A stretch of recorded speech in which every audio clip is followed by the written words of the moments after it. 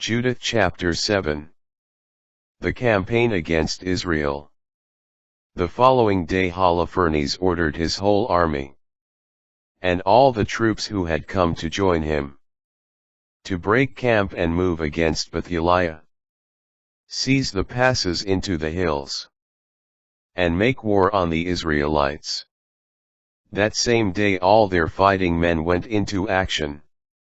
Their forces numbered 170,000 infantry, and 12,000 cavalry, not counting the baggage train, or the men who accompanied it on foot. A very great army. They encamped at the spring, in the valley near Betheliah, and spread crosswise toward Dothan as far as Baalbam, and lengthwise from Betheliah to Simon, which faces Esdraelon. When the Israelites saw how many there were, they were greatly distressed and said to one another, "Soon they will strip the whole land bare. Neither the high mountains nor the valleys, nor the hills will bear their weight." Yet they all seized their weapons, lighted fires on their towers, and kept watch throughout the night. The siege of Betheliah. On the second day Holofernes led out all his cavalry in the sight of the Israelites, who were in Betheliah. He reconnoitered the ascents to their city, and located their springs of water. These he seized, stationing armed detachments around them, while he himself returned to his troops. All the rulers of the Edomites, all the leaders of the Moabites, together with the generals of the coastal region, came to Holofernes and said, "Master, please listen to what we have to say, that there may be no losses among your forces. These Israelite troops do not rely on their spears, but on the height of the mountains where they dwell. For it is not easy to reach the summit of their mountains. Therefore, Master, do not attack them in regular formation, and not a single one of your troops will fall. Stay in your camp, and spare every man of your force. Have some of your servants keep control of the spring of water that flows out at the base of the mountain. For that is where the inhabitants of Betheliah get their water. Then thirst will destroy them, and they will surrender their city. Meanwhile, we and our troops will go up to the nearby hilltops, and encamp there to guard against anyone's leaving the city. They and their wives and children will languish with hunger, and even before the sword strikes them, they will be laid low in the streets where they live. Thus you will render them dire punishment for their rebellion and their refusal to meet you peacefully." Their words pleased Holofernes and all his attendants, and he ordered their proposal to be carried out. So the Ammonites moved camp, together with 5,000 Assyrians. They encamped in the valley and held the water supply, and the springs of the Israelites. The Edomites and the Ammonites went up, and encamped in the hill country opposite Dothan.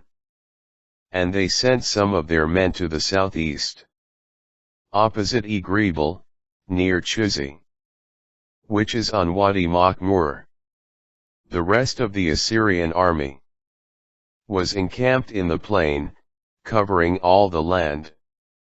Their tents and equipment were spread out in profusion everywhere, and they formed a vast multitude. The distress of the Israelites. The Israelites cried to the Lord, their God, for they were disheartened, since all their enemies had them surrounded, and there was no way of escaping from them. the whole Assyrian army, infantry, chariots, and cavalry. Kept them thus surrounded for 34 days. All the reservoirs of water failed. The inhabitants of Bethulia and the cisterns ran dry, so that on no day did they have enough water to drink. For their drinking water was rationed. Their children were listless, and the women and youths were fainting from thirst, and were collapsing in the streets and gateways of the city, with no strength left in them. So all the people, including youths, women, and children, went in a crowd to Uzziah and the rulers of the city. They cried out loudly and said before all the elders, "May God judge between you and us. You have done us grave injustice in not making peace with the Assyrians. There is no one to help us now. God has sold us into their hands, by laying us prostrate before them, in thirst and utter exhaustion. So now, summon them and deliver the whole city, as plunder to the troops of Holofernes, and to all his forces. We would be better off to become their prey. Although we would be made slaves, at least we would live, and not have to see our little ones dying before our eyes, and our wives and children breathing their last. We adjure you, by heaven and earth and by our God, the Lord of our ancestors, who is punishing us for our sins and the sins of our ancestors, that this very day you do as we have proposed." All in the assembly with one accord broke into shrill wailing and cried loudly to the Lord their God. But Uzziah said to them, "Courage, my brothers and sisters. Let us endure patiently 5 days more, for the Lord our God to show mercy toward us. For God will not utterly forsake us. But if these days pass and help does not come to us, I will do as you say." Then he dismissed the people. The men returned to their posts on the walls and towers of the city. The women and children went back to their homes. Throughout the city they were in great misery.